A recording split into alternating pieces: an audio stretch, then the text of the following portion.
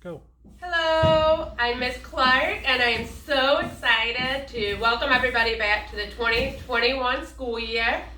I do want you to have my email address, which is up here, lindy.clark@schooldistrict Hillsborough County, or sdhc.k12.fl.us.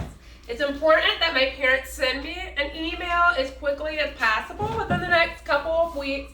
I want to get a group email together so that I can send everybody our weekly notifications and keep you up to date with everything that's going on in the classroom as well with Special Olympics.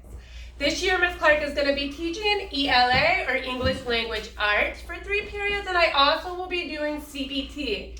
CBT is going to look a little bit different this year as we're not allowed to leave the campus. I know, I'm super bummed too. However, I have been training on some really good curriculum, and I think you're really going to enjoy that.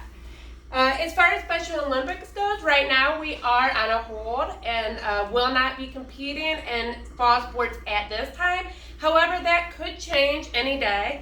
That's why it's really important that you send me your email so I can keep you up to date. All of you that are attending are athletes in Special Olympics, you newcomers that want to join us. I want to be able to keep you up to date on all of the information as quickly as I receive it.